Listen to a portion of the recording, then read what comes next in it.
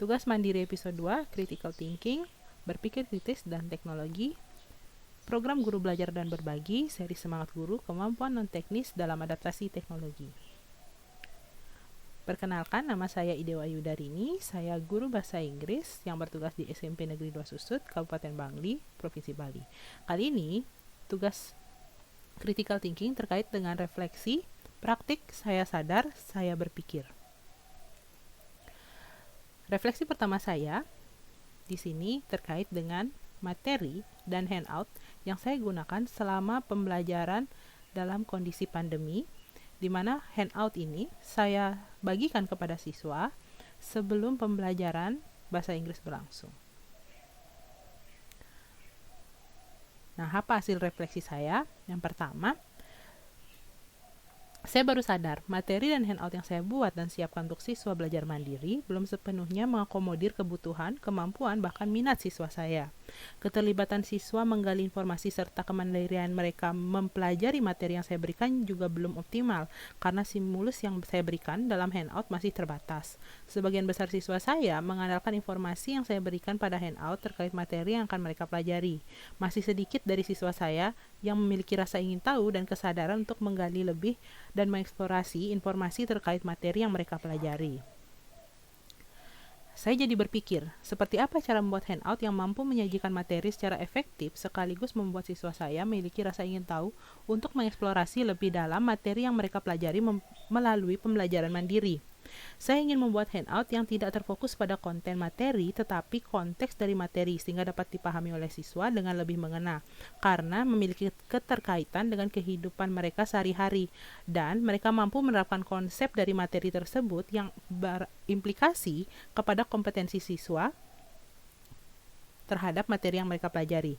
Selain itu, saya juga harus mampu mengemas atau membuat tampilan dari handout saya ini eye-catching atau menarik bagi siswa saya. Dan yang utama, tampilan dari handout yang saya buat mampu mendukung materi yang saya berikan kepada siswa. Bukan berarti tampilan handout ini malah mengalahkan isi dari handout tersebut, karena materilah yang menjadi poin esensial dalam handout yang saya berikan kepada siswa. Berikutnya, hasil refleksi saya yang kedua ialah terkait dengan penyampaian materi yang saya lakukan selama pembelajaran masa pandemi COVID-19 ini. Jadi di sini penyampaian materi biasanya saya lakukan dalam bentuk video yang kemudian saya share kepada siswa untuk dipelajari. Hasil refleksi saya sadar penyampaian materi saya pada PBM masa darurat pandemi COVID-19 masih seperti metode ceramah saat PBM tatap muka di kelas kondisi normal, yaitu teacher center learning. Jadi pembelajaran itu berfokus pada penjelasan dari guru. Nah, hanya saja di sini yang berbeda ialah saya menggunakan video sebagai media saya untuk menyampaikan penjelasan tersebut kepada siswa, karena pembelajaran dilaksanakan secara jarak jauh. Sebagian siswa saya juga hanya mengandalkan penjelasan materi dari saya. Mereka menyimak video yang saya berikan sebagai kewajiban agar tuntas mengikuti PJJ. Pemahaman sebagian siswa akan materi juga masih kurang, karena mereka hanya mengandalkan video yang saya berikan tanpa mengeksplorasi lebih lagi materi yang mereka pelajari dari sumber-sumber lainnya misalnya. Sehingga PBM yang saya lakukan pada masa pandemi ini dapat dikatakan belum memberi dampak signifikan kepada siswa saya. Nah, saya jadi kepikiran, bagaimana ya caranya menumbuhkan minat dan kesadaran siswa saya dalam menggali dan mengeksplorasi materi yang saya berikan.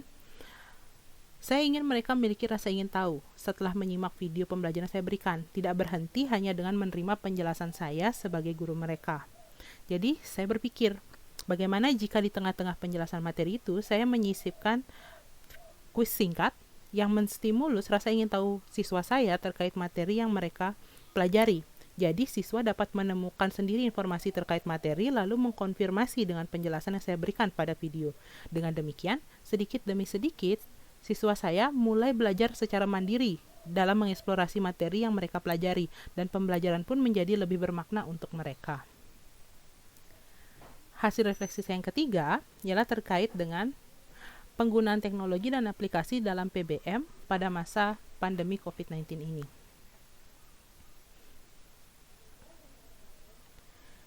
Nah, Hasil refleksi saya baru ngeh loh, ternyata pembelajaran daring yang berbasis teknologi itu tidak hanya dilihat dari seberapa banyak aplikasi yang digunakan guru dalam mengajar siswanya. Jadi, saya juga secara tidak sengaja telah mengesampingkan kebutuhan siswa saya dalam pembelajaran pada masa pandemi ini dengan mencoba-coba aplikasi dari satu aplikasi ke aplikasi lainnya. Jadi, saya tidak konsisten dalam menggunakan satu aplikasi. Dengan demikian, lebih dari 2 aplikasi saja saya gunakan akan membuat siswa saya menjadi kelimpungan atau kebingungan dalam menggunakan aplikasi tersebut karena mereka belum terbiasa dengan satu aplikasi, sudah harus mencoba aplikasi lainnya. Kemudian saya juga belum menggunakan aplikasi pembelajaran tersebut dengan optimal karena penggunaan aplikasi yang berganti-ganti. Dan saya pun tidak memanfaatkan fitur-fitur yang terdapat dalam aplikasi tersebut secara maksimal untuk mendukung pembelajaran yang saya lakukan. Saya mulai berpikir untuk memanfaatkan tidak lebih dari 2 aplikasi, jadi maksimal 2 aplikasi yang dapat membantu saya dalam pembelajaran dan lebih konsisten menggunakan fitur-fiturnya secara optimal untuk mendukung pembelajaran yang saya lakukan. Nah, jadi di sini aplikasi yang saya gunakan nantinya harus mampu meningkatkan keterlibatan siswa saya dalam pembelajaran dan memberi dampak kepada siswa dalam memahami materi yang mereka pelajari. Jadi, mulai sekarang saya akan lebih konsisten menggunakan salah satu aplikasi pembelajaran dengan memanfaatkan secara optimal fitur-fitur yang terdapat di dalamnya untuk mendukung pembelajaran yang saya berikan kepada siswa. Dengan demikian, saya berharap pembelajaran saya nanti akan menjadi lebih interaktif dan hidup meskipun dilakukan secara jarak jauh dengan siswa. Dan siswa pun merasa memiliki keterlibatan atau engage di dalam kegiatan pembelajaran tersebut. Jadi, pembelajaran tidak menjadi satu arah.